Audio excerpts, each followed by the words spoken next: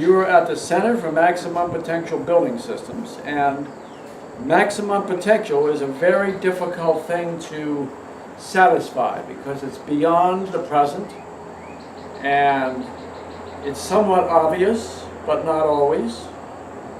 And I have a whole series of samples here that deal with one aspect of maximum potential building systems, and that's the materials that we use and the materials that we're trying to get to locally, regionally, and at a global scale. So building systems is a big topic as well.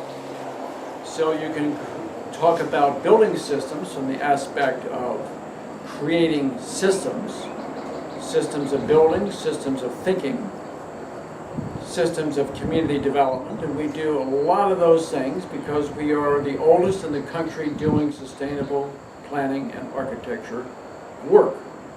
So we have had to respond to a wide variety of situations. And in fact, we have 12 methodologies, but I also have 12 different material sample systems here that I'm going to go over today, and I'm not going to go over all our 12 systems of thinking, just materials. And this has to do with one of what we call our methods, which is supports and connections, and it basically is the support end that we're going to actually be connected to. So everybody realizes what that is. That's rebar. And that uses steel. It's usually about 60 to 98% recycled. It's usually crushed cars. The only trouble with steel is that it deteriorates. Now you can put coatings on it, you can put all kinds of things on this, and yet it will still deteriorate because one little hole in that rebar, in that bridge that goes over some interstate, gradually disintegrates. And that means that our entire infrastructure as a country is in trouble. Buildings, roads, bridges, dams. So the question is, if this is no future, what might the future be? So this is a very, very different material. This is called basalt. Basalt has no metal in it. It will not deteriorate. In fact, basalt is rock. That rock has been heated up, just like the steel has been heated. This has been heated to a much higher temperature, unfortunately, so it's a little bit energy intensive.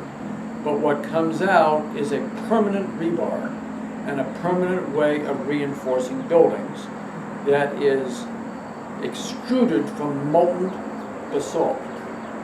So that's an issue in the built environment that is very big. But we also have a situation in the energy environment that's equally big. So everybody recognizes what this is. So that's coal. So coal creates probably about 40% of our total global CO2 problem. So one thinks, is there a good part of the coal instead of burning? So one of the interesting things is that one coal in particular, called lignite coal, lignin-based coal, is actually a good fertilizer. So what's called humic fertilizers are based very often, not always, but quite often, on lignite coals. So the issue is here, instead of burning, wouldn't it be much more relevant in the future of the world to actually create a fertilizer? And there are many companies that do this all over the world, by the way. There are two.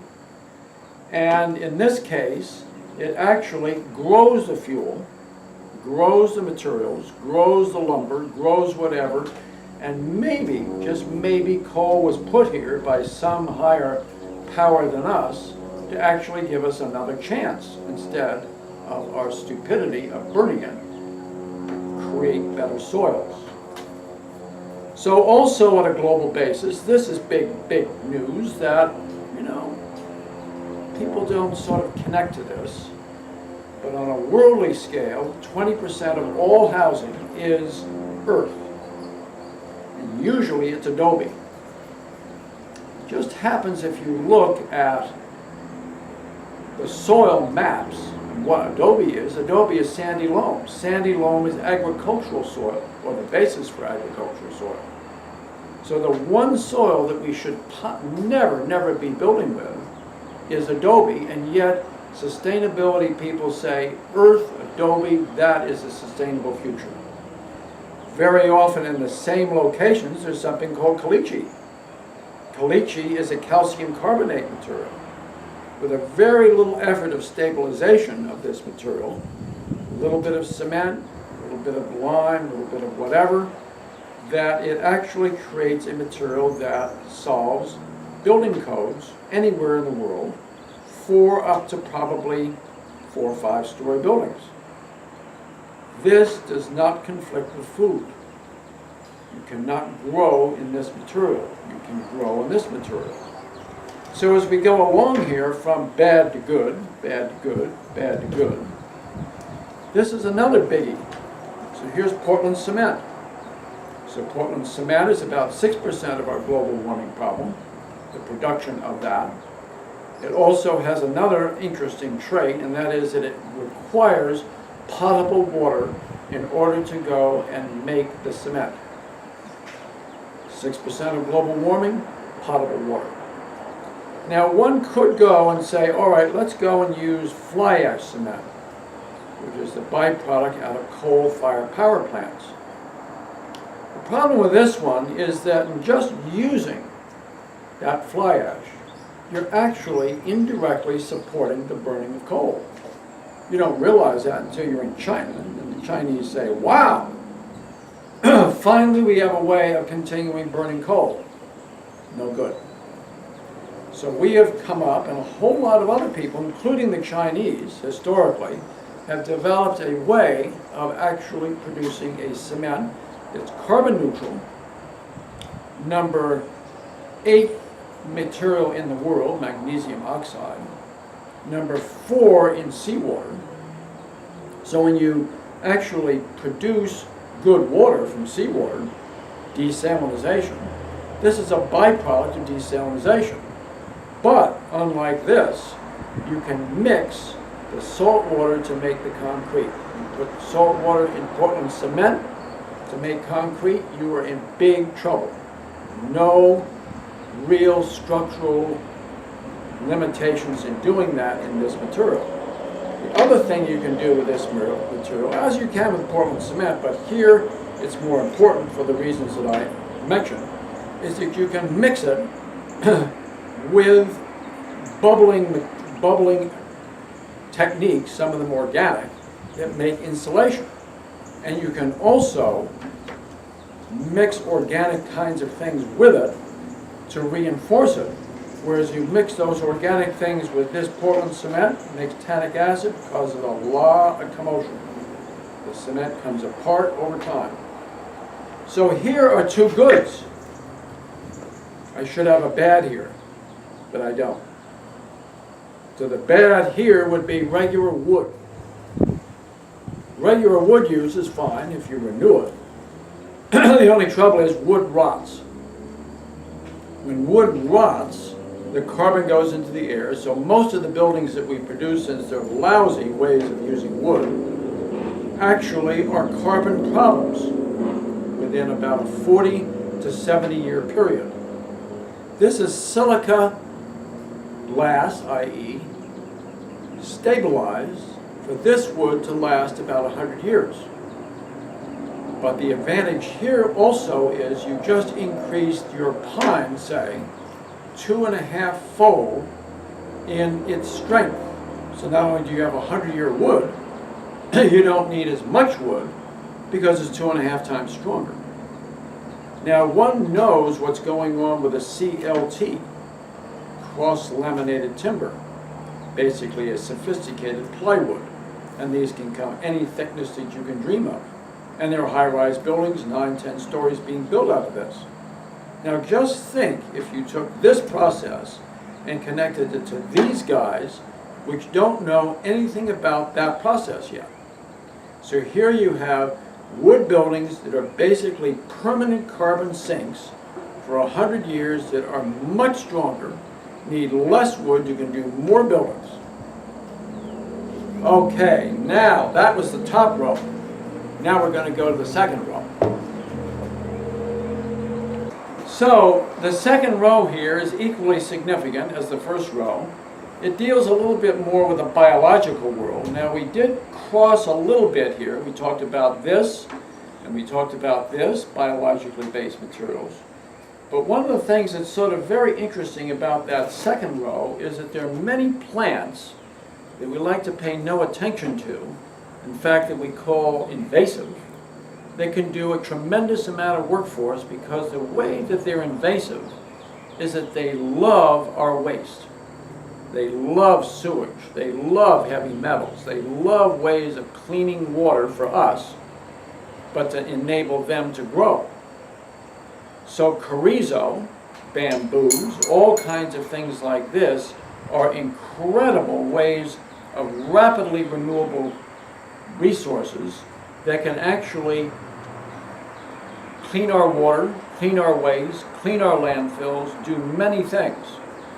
But the interesting thing also is that we can take those things and under limited combustion, which is called a gasifier, very little oxygen, we can actually produce something called charcoal.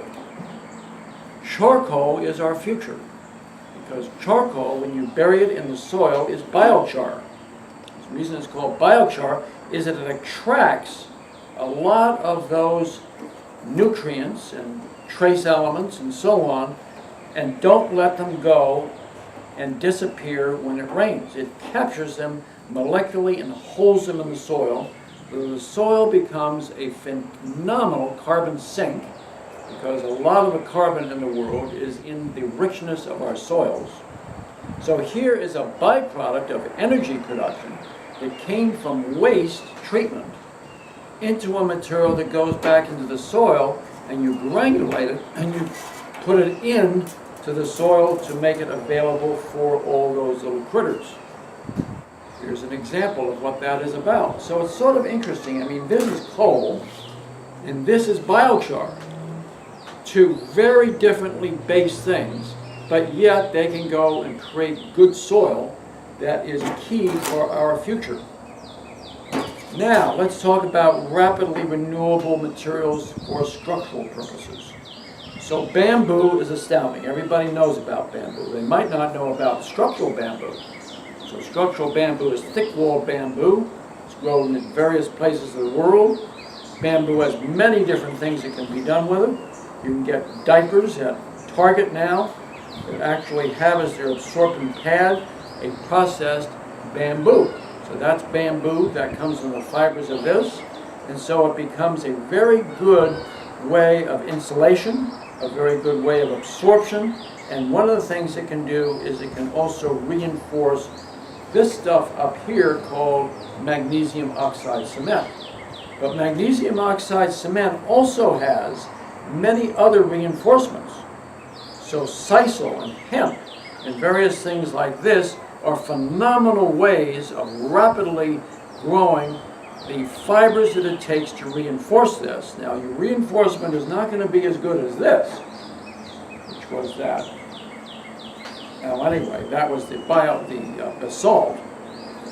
And then finally, the insect world. So this gets a little bit more into food. So this progression is going all the way to a food point. And so the biomass of insects exceed the biomass of humans worldwide, that everyone knows and realizes. This has simply been attracted by light over a pond, and that pond actually grows fish. So we have a pond that is limited solely to getting insects out of the air, particularly mosquitoes, into a food source, into fish. Now, one thing I do not have here today is one of my favorite, and that is the larvae that comes out from soldier fly processing. So here we're going to another level of biological things that are key for our future, in the fact that biochar down here, the insects here, the fibers here, and then finally the larvae coming from the processing of organic waste from a household or a city produces soldier flies. Soldier flies happen to land and put their eggs into that organic material, and out comes larvae. And the larvae crawl out. There's a way of organizing how they crawl, so they happen to drop into the fish pond or into the chicken coop or into whatever and produce a cycle that is very rapid, from raw organics into protein, the fish, the chickens, the chicken poop, and the fish poop, then can go into the plants, so you get your garden. So this comes from materials all the way through to renewable food in a rapid manner in communities and backyards across the world. Thank you very much for listening to this phenomenal talk today.